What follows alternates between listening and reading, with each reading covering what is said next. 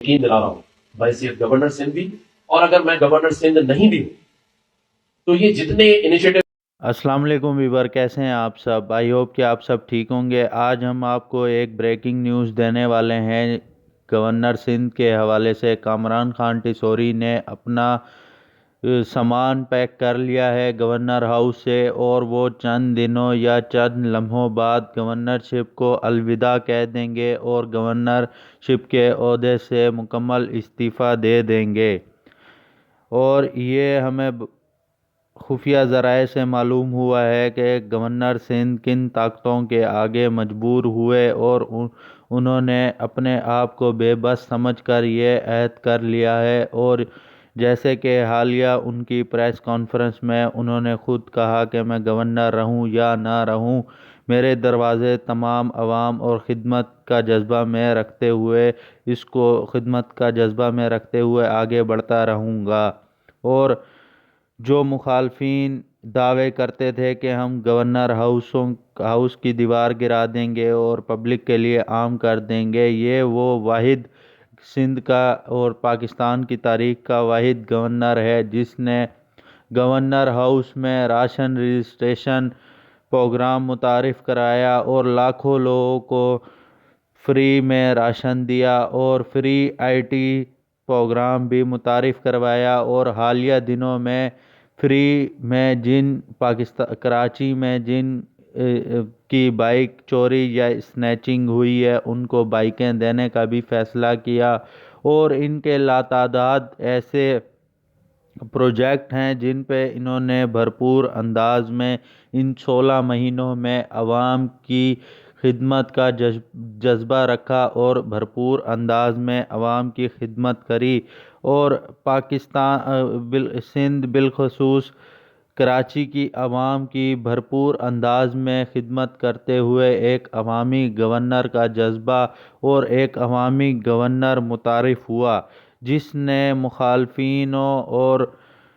جو بین الاقوامی طاقتیں تھیں ان کا منہ توڑ جواب دیا، اور ایک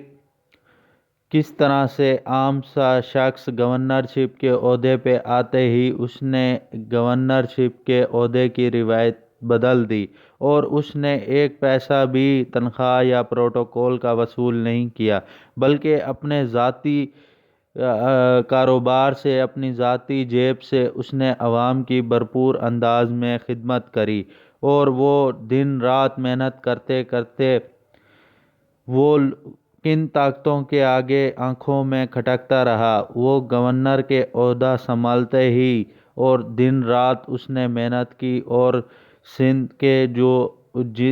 میں جن کی حکومت تھی ان کو بھی وہ بھاتا نہیں تھا۔ اور اگر ہم بات کریں، یہ فیصلہ ان کی اندر کی ہی جڑوں سے ہوا ہے کہ کامران ٹیسوری کو اس عہدے سے ہٹایا جائے، جیسے کہ کامران خان ٹیسوری ایک عوامی گورنر کے طور پر نظر آئے اور انہوں نے بھرپور انداز میں عوام کی پہلی دفعہ خدمت کری۔ یہ ان کے اپنوں کو بھی ناگوار گزر رہا تھا کہ ہمارا گورنر اور اس طرح سے خدمت کر رہا ہے اور وہ ایک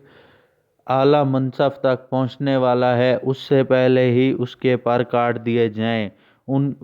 ہمیں موثوق ذرائع سے معلوم ہوا ہے کہ ان کی پارٹی سے ہی مخالفت شروع ہوئی،